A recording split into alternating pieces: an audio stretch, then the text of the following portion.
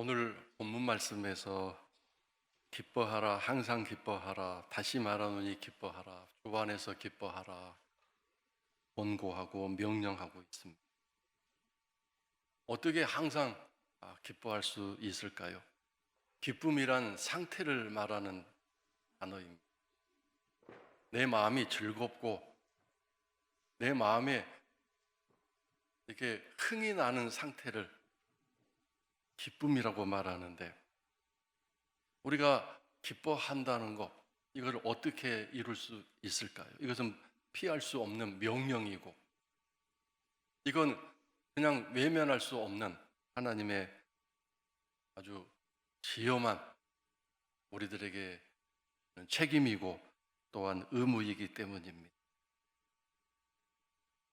그래서 이 기쁨을 어떻게 우리가 이룰 수 있는가를 데살로니가 전서 5장을 통해서 깨닫게 되는데, 16절에 거기에도 항상 기뻐하라 그렇게 말씀하고 있습니다. 그리고 그 다음에 쉬지 말고 기도하라, 18절에 범사에 감사하라 이렇게 되어 있습니다.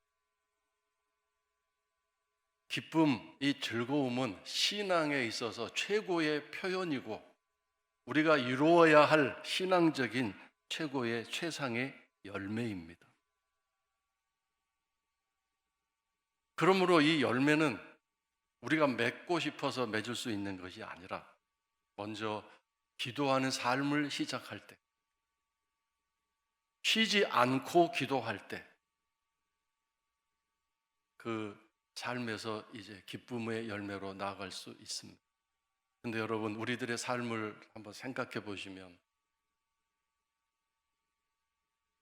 기도 안 할 수 있는 삶이 더 많습니다. 그런데 거기다가 쉬지 않고 기도한다는 것, 이거 정말 불가능해 보입니다. 여기서 쉬지 않고라는 말은 규칙적으로, 계속적으로라는 뜻입니다.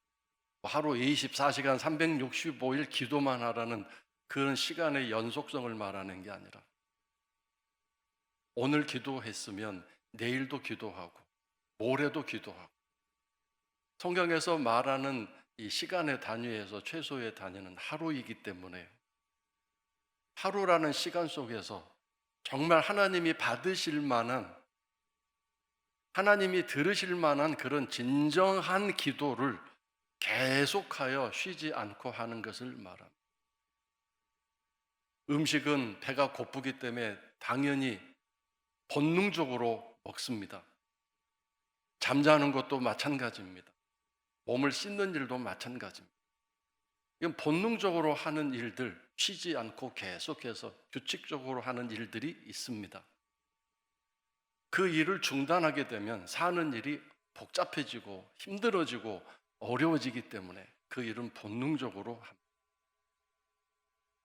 하나님 백성이라면 이 기도는 마땅히 본능적으로 해야 하는 것인데, 이 기도하는 삶이 습관적으로, 관습적으로 내 몸에 새겨져 있어야 합니다. 띄엄띄엄 하는 기도라든가 힘들고 어려울 때만 하는 기도, 물론 힘들고 어려우니까 하나님 앞에 찾아와서 그 기도하는 것 절대로 틀린 일은 아니지만, 그런 일을 통해서 우리가 뭘 회복해야 되느냐면, 문제가 해결되는 그 회복이 아니라 내 기도의 삶이 몸에 배어서 회복되어지는 그 일을 향해 먼저 나아갈 때 그 문제가 해결될 수 있는 거죠. 하나님은 이런 원칙과 매뉴얼들을 기도의 삶에서 정해 놓으셨습니다.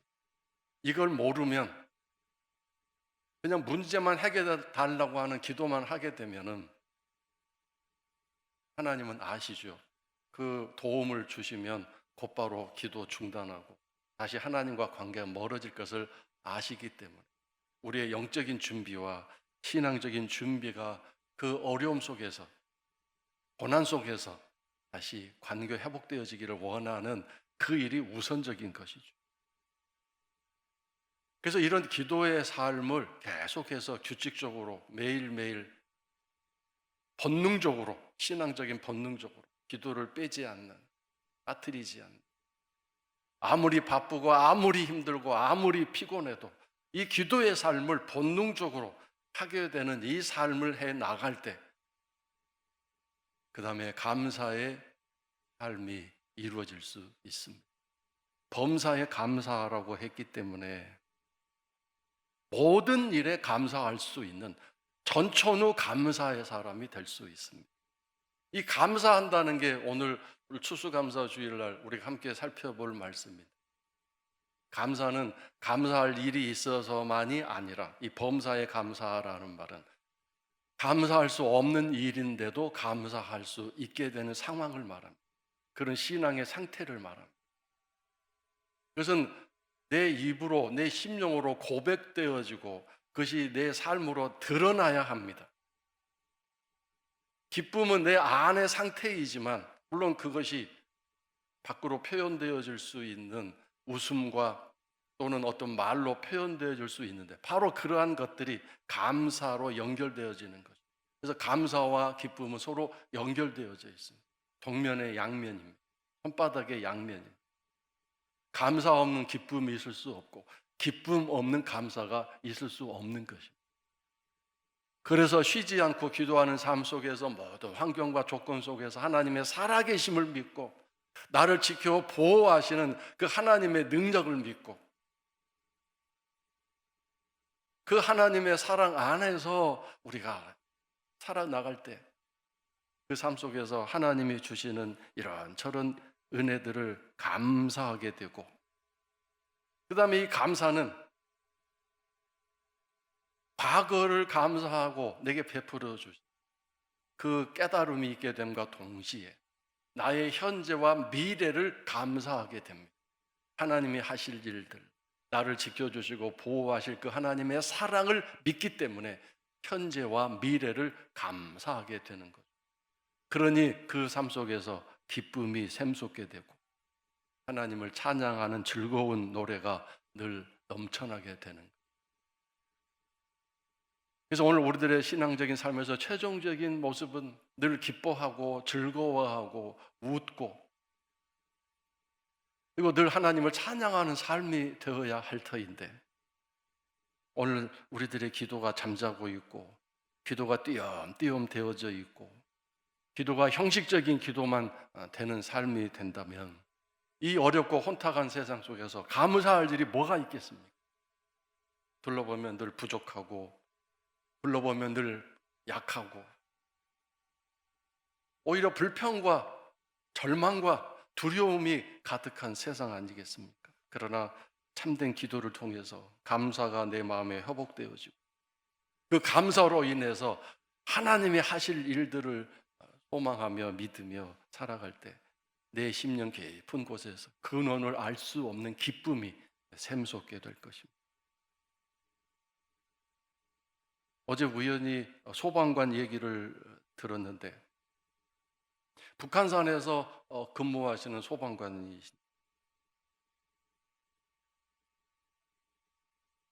어느 날 벌에 씌어서 퉁퉁 부어 쓰러져 있는 그런 등산객의 소식을 듣고 득달같이 그 산 정상으로 올라갔습니다.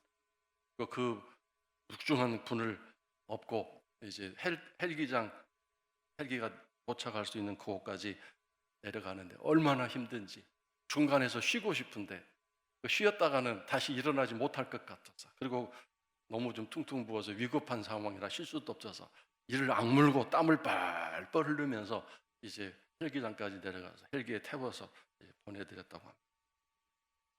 다행히 잘 치료가 돼서 그분이 퇴원을 했는데, 그분이 어느 날 전화를 했습니다. 전화를 해서 뭐라고 그러냐면 다짜고짜 내 등산 스틱 봤냐고 그걸 물었다고.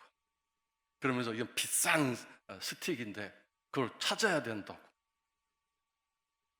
그래서 잠시 좀 기다려 주시면 수색해보고 연락드리겠습니다. 그래서 전화를 끊고 그 헬기 태웠던 그 상황 사진들, 그리고 그분이 쓰러져 있던 그 상황 사진을 연결해서 했는데 스틱이 있질 않아서 찾지를 못했습니다. 다시 전화를 걸어서 스틱을 못 찾았습니다. 전화를 했더니 곧바로 그 전화를 끊어버렸다고 합니다.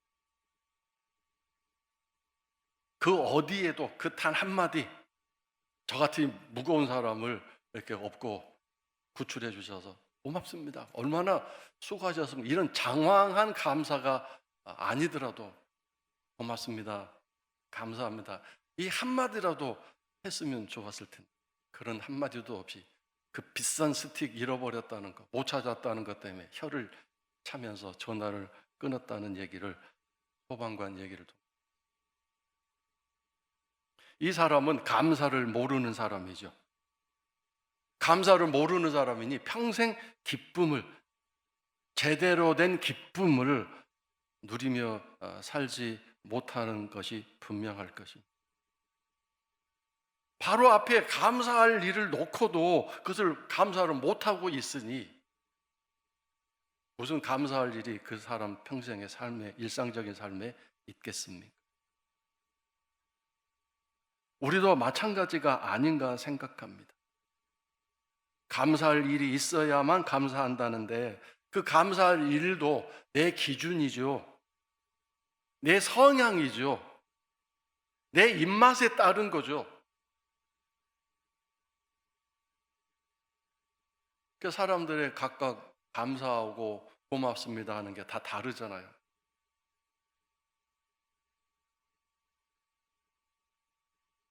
근데 오늘 하나님 백성들인 우리들의 감사는 어디서부터 시작됩니까?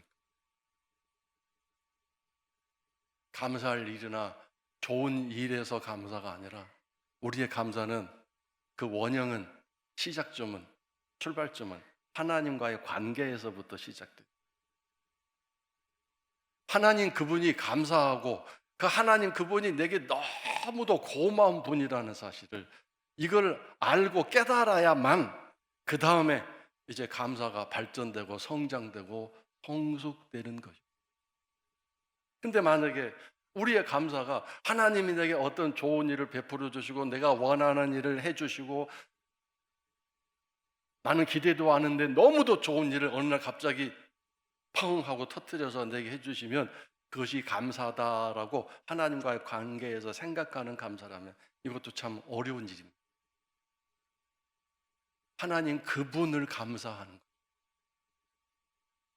마치 부모가 자녀와의 관계에서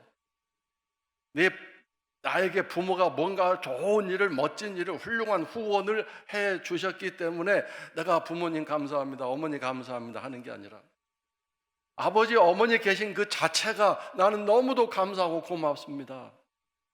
내가 아버지, 어머니의 자녀가 된 거 고맙습니다. 나에게 아버지, 어머니가 되어주셔서 고맙습니다. 그 기본적인, 원초적인 관계성에서의 감사, 기쁨, 이것이 있어야 그 가정이 튼튼하고 가정이 원만한 가정이 되지 않겠습니까? 어제 아침 신문에서 읽으니까 어린 갓난아이가 초등학교 교문에서 발견됐습니다.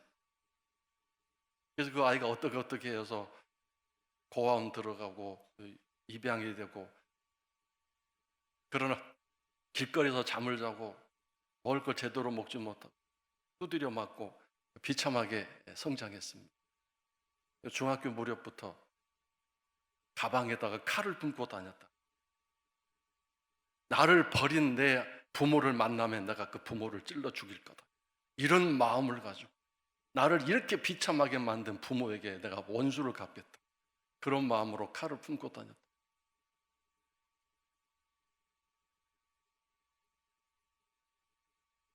세상에 많은 일들이 수없이 일어나는데 오늘 이 세상의 특징은 감사가 사라진 것입니다.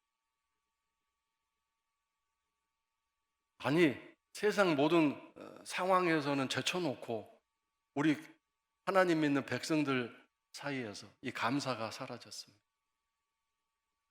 하나님과 나와의 관계에서 그 하나님이 어떠하신 분인 줄 알고 그 하나님이 나에게 어떠한 존재이심을 깨닫고 나는 그분 앞에서 어떠한 존재임을 알고 그 가운데서 감사가 나와야 돼. 주님의 은혜와 성령님의 보호하심, 이 영적인 관계에서의 이 감사할 일을 우리가 제대로 감사하지 못하고 있을 때, 그것은 결국 우리들의 신앙은 올바른 성장을 향하여, 올바른 방향을 향하여 나아가기 어려울 것입니다.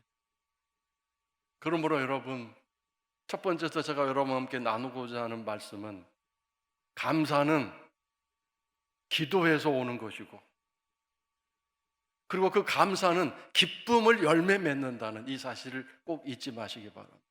우리가 어떻게 기쁘게 살 수 있을까? 어떻게 하면 즐겁게 살 수 있을까?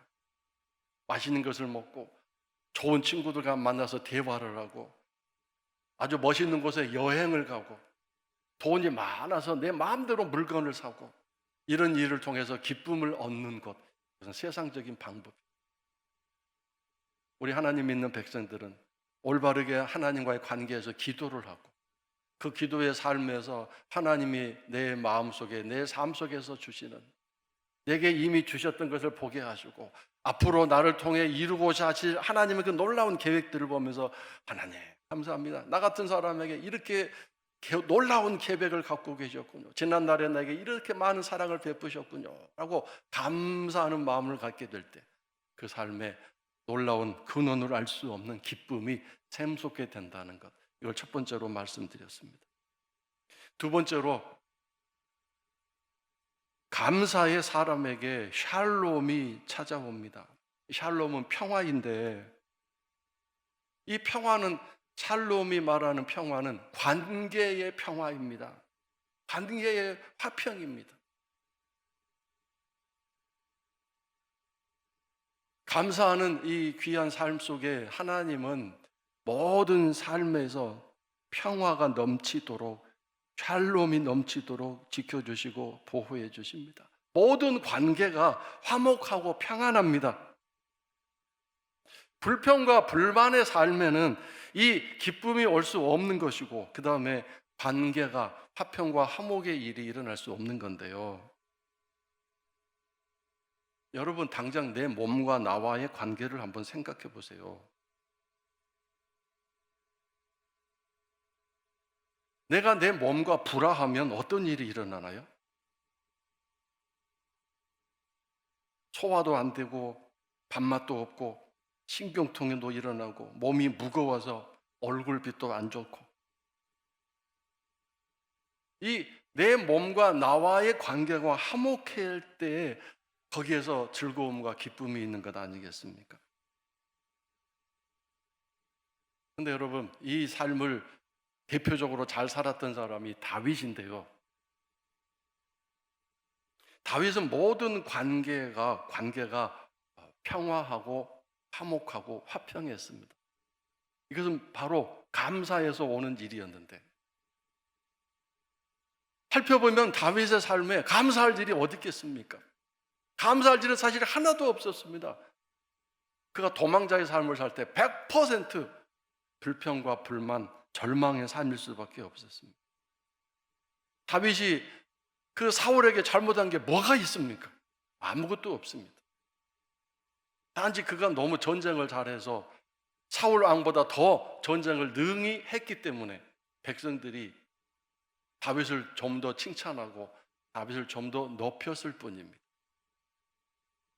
그걸 미리 알고 나 전쟁 안 나가겠습니다, 왕이시여 전쟁 나가십시오, 다윗이 그렇게 뒤로 물러섰다면 혹시 모르겠습니다만, 그러나 다윗은 자기가 할 일을 했을 뿐입니다. 그것을 사울에게 의도적으로 괴롭히고 자기가 얼마나 뛰어난 사람인가를 드러내 보이기 위해서 그렇게 한 거 아니거든요. 그런데 그에게 하나님이 계셨기 때문에, 늘 기도의 삶이었고 예배자의 삶이었기 때문에 그의 마음속에 이 감사함이 흘러넘쳤죠. 하나님 내 아버지가 되시고 나의 보호자가 되시고 나의 반석이 되어주시고, 감사하고 찬양하고 악기로 연주하고 시를 지어서 하나님을 높여드렸습니다. 기도의 삶은 예배의 삶이고 찬송의 삶이죠. 그랬더니 그의 마음속에 하나님께 감사하는 마음이 넘쳐나고 자신의 인생에 대한 감사가 넘쳐나고 그러면서 모든 관계가 평화, 화목의 관계가 되었습니다. 여러분, 여기서 아주 중요한 부분이 도달됐는데, 모든 관계가 화목하다, 평화하다, 이 말을 참 잘 이해해 주셨으면 좋겠습니다. A와 B가 있을 때 A는 B를 괴롭힙니다. 우리가 관계가 화목하다라고 말할 때는 A가 B를 괴롭히는 일을 그만하고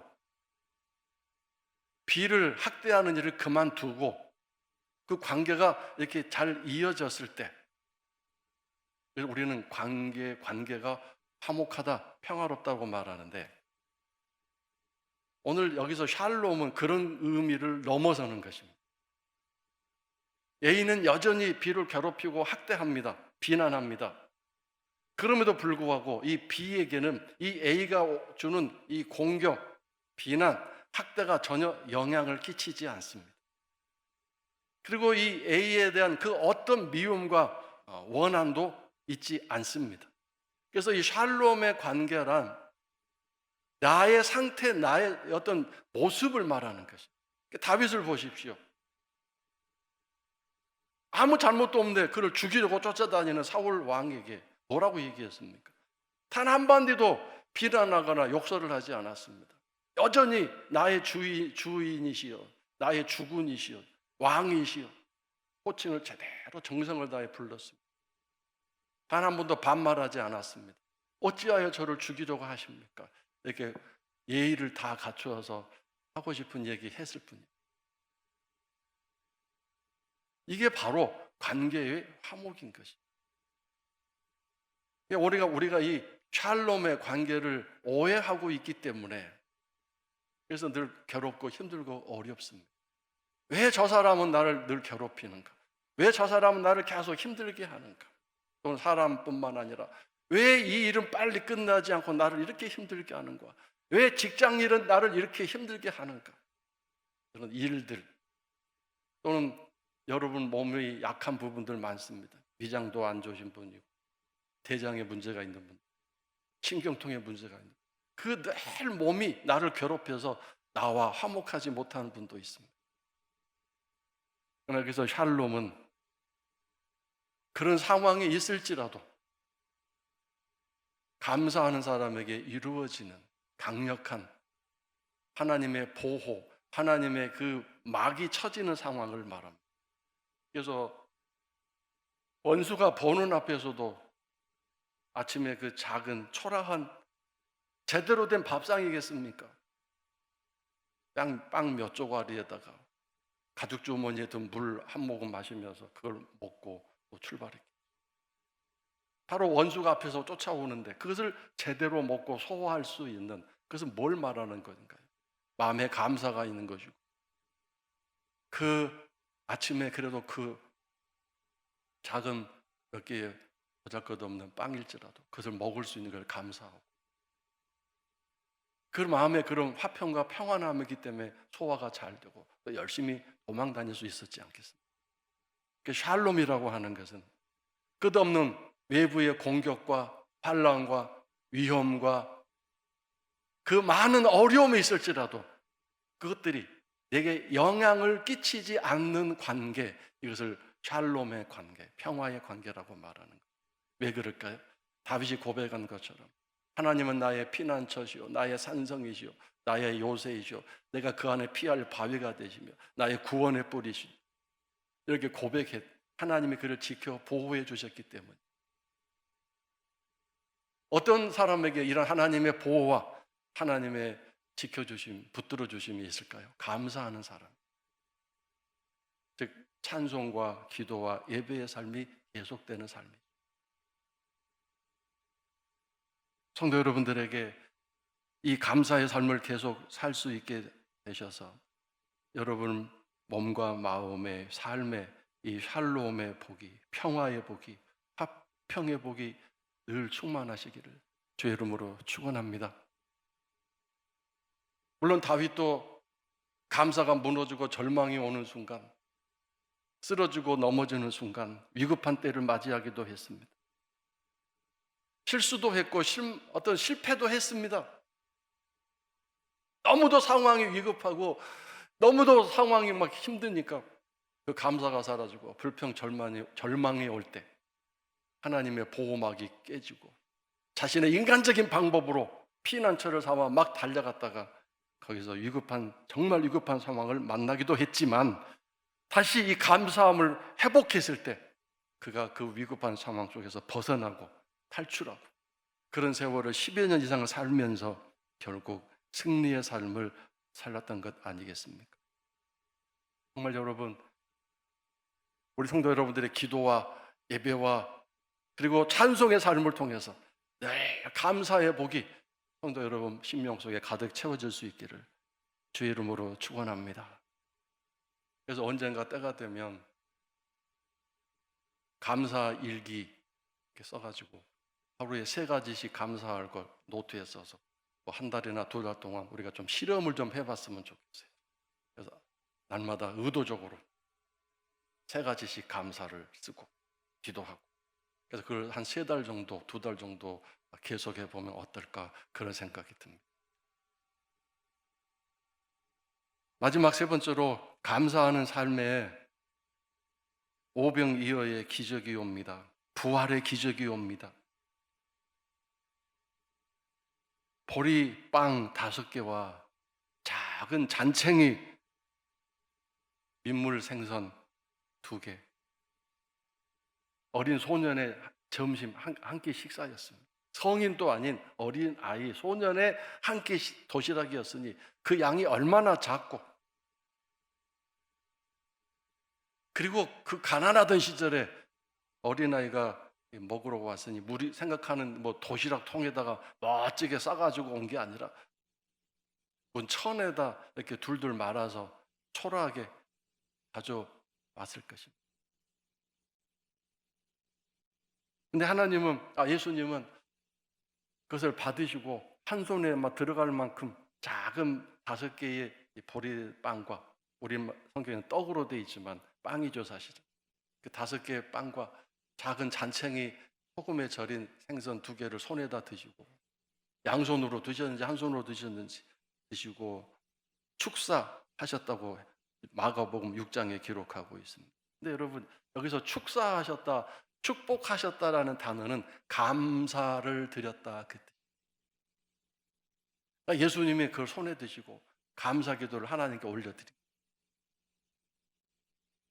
그리고 그것을 당신의 손에서 떼서 제자들에게 주시고 그 제자들은 앉아있는 그룹으로 질서 있게 앉아있는 사람들에게 나누어 줬습니다. 예수님 손에서 그것이 떼집니다. 빵을 떼시고 생선을 떼셔서 제자들에게 분배해 주십니다. 그런데 남자만 5,000명이 먹었고 12바구니가 남았는데 여기서 바구니란 우리가 생각하는 큰 광주리는 아니고요. 우리가 흔히 보는 장바구니 정도의 그런 크기입니다.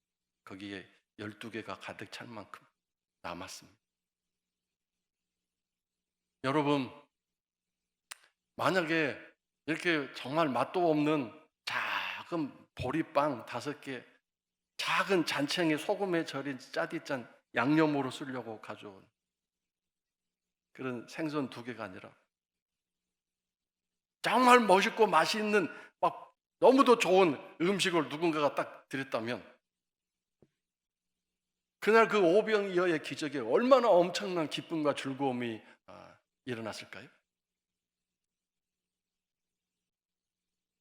근데 우리가 그 말씀에서 배불리 먹었다라고 말하고 남았다라고 말하는 것을 보면 배불리 먹었다. 여기서 뭘 알 수 있습니까? 예수님이 그 손에 얹어 놓으시고 감사 기도를 드릴 때 저는 믿습니다. 그 보리빵과 작은 찬챙이 생선이 세상에서 그 어떤 생선보다 맛있는 빵이 되고 생선구이로 변해서 그것을 사람들이 얼마나 맛있게 먹었는지 배불리 먹고 남을 정도가 될 정도 주님이 이렇게 풍성하게 주셨다는 뜻 아니겠습니까? 양적으로도 변화가 됐지만 질적으로도 변화가 된 것이죠. 마치 가나 혼인잔치에 그 허들의 물이 최상의, 여태까지 먹어본 적이 없는 최상의 포도주로 변했던 거죠. 그런 놀라운 일이 일어난. 사실 여러분, 어른도 욕심이 많지만 아이도 욕심이 많을 수 있지 않습니까? 아이가 자기가 먹으려고 어떻게 챙겨왔는지 모르지만 그 작고 초라한 한 끼의 그 음식 분량을 선뜻 내놓기가 쉬웠겠습니까? 그냥 그걸 내놓았을 때 주님이 그걸 손에 드시고 감사기도를 하셨습니다. 저는 분명히 그 아이가 그 이후로 잘 됐을 거라고 믿습니다. 왜냐하면 주님의 기적은 뭔가 재료가 있어서 이 땅에서 행하시는 일들이 많다는 걸 깨닫습니다. 물론 구약시대의 하나님의 기적은 없는 가운데서 당신이 행하신 일이 많지만 오늘 이 땅에서의 기적은 우리가 드리는 헌신과 우리가 드리는 기도와 찬송과 우리가 내놓는 뭔가를 통해서 주님은 일하시기 원하십니다. 우리를 재료로 쓰시고 우리를 재료로 사용하시는 거죠. 그래서 그렇게 주님 손에 올려 그것이 놓여졌을 때 그렇게 일하실 수 있는 일이 있게 된 것을 감사하시고 그렇게 일을 하는데 협조한 그 사람에게 하나님께 감사기도를 드리죠. 하나님, 홍길동 때문에 일을 할 수 있었습니다.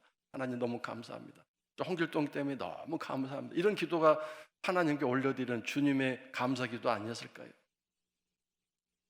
그러므로 오늘 여러분, 내가 하나님 앞에 드리는 이 모든 것들이 주님 손에 올려지고 그와 주님이 감사기도를 드릴 때, 축복가 내려질 때 내 감사가 주님의 감사가 되고 주님의 감사가 하나님 앞에 놀라운 축복이 될 수 있는, 복이 될 수 있는 그런 일임을 다시 한번 깨닫습니다. 그래서 여러분, 감사는 오병이어의 기적을 만들어낸다는 것, 본인도 행복하고 수많은 사람들도 행복할 수 있다는 것, 그것을 잊지 마시고 늘 여러분 말이든 행동이든 무엇을 내놓든 감사함으로 하시기를 주의 이름으로 축원합니다. 시간이 많이 갔는데 결론으로 말씀을 마치겠습니다. 이스라엘 백성들이 광야에서 다 죽고 가나안 땅에 들어가지 못했던 이유는 단 한 가지입니다. 불평, 불만, 원망을 계속해서 일삼다가 그렇게 하나님이 분노하셔서 그렇게 됐습니다.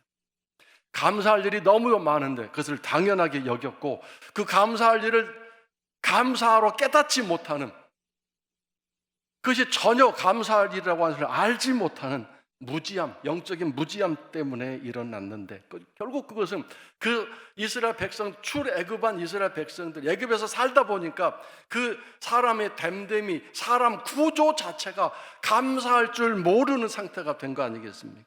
하나님은 광야에서 그 사람들의 이 됨됨이 구조를 바꾸고 싶으셨는데 그것을 바꾸시지 못했습니다.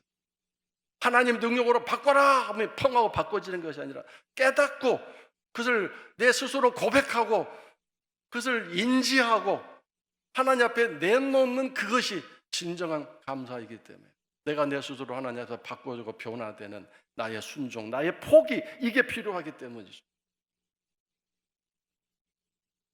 그래서 오늘 우리들이 감사하지 못하는 이유는 기도를 통해서 내가 바꿔주고 변화되지 않았기 때문이구나, 이걸 깨달아야 되겠습니다. 그래서 기도는 결국 하나님으로부터 내가 뭔가를 얻어내는 그런 강력한 기회고 수단이라기보다는 계속해서 주 앞에 가는 그날까지 변화되어져야 할 나를 계속해서 내놓고 수리받고 치유받고 회복되어지는 그 놀라운 일들이 바로 기도 시간이구나 하는 것을 깨닫습니다. 진정한 기도를 통해서 내가 변화되지 않으면, 나라는 인간의 됨됨이가 바꿔지지 않으면 이 감사가 있을 수 없고 결과적으로 기쁨도 있을 수 없겠지.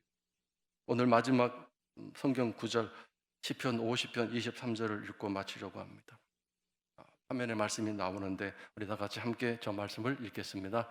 감사로 제사를 드리는 자가 나를 영화롭게 하나니 그의 행위를 옳게 하는 자에게 내가 하나님의 구원을 보이리라. 자, 근데 저 말씀은 세 개로 나누어져 있어요. 첫 번째는 감사로 제사를 드리는 사람. 여기서 제사란 예배를 의미하지만 원어 단어에는 offering, 즉 헌금, 예물을 뜻합니다. 감사하는 마음으로 예배를 드리러 와서 그 감사 때문에 나에게 예물을 가져오는 사람, 감사함으로 나에게 예물을 드리는 사람, 이 사람이 나를 영화롭게 한다 그랬습니다. 그래서 예배는 꼭 예물이 필요하구나 이렇게 깨닫습니다. 감사함의 예물. 그 다음에 두 번째가 뭐냐면 그 사람은 길을 예비하는 사람이다 그 뜻입니다. 저 본문에는 어디에도 예비하다, prepare라는 단어가 없지만 예비하다, 준비하다 그런 말이 성경 원어에는 있습니다. 감사로 예물을 드리는 사람은 나를 영화롭게 함으로 그 사람에게는 길이 예비된다, 길이 준비된다. 이렇게 길, 어떤 길인가요? 하나님이 오시는 대로 크고 넓은 길이 쫙 뚫리게 되는데, 세 번째가 뭔가요? 그래서 나는 그에게 나의 구원, 하나님의 구원을 보여줄 수 있다. 보이리라. 하나님의 구원, 다른 구원이 아니라 하나님 그 능력의 구원을 내가 그에게 그 길로 가서 보여주겠다, 이루어주겠다, 그런 뜻입니다. 여러분, 감사의 찬송을 드리고 감사의 예물을 드리고 감사의 예배를 드리면 내가 길을 만드는 일이든 길을 준비하는, 예비하는 길이 되는구나. 그래서 내가 힘들고 어려울 때 그 길을 통해서 하나님이 오셔서 나를 구원해 주시는 거구나. 오늘도 살아있는 심령으로 감사의 예배를 드리고 감사의 예물을 드리는 우리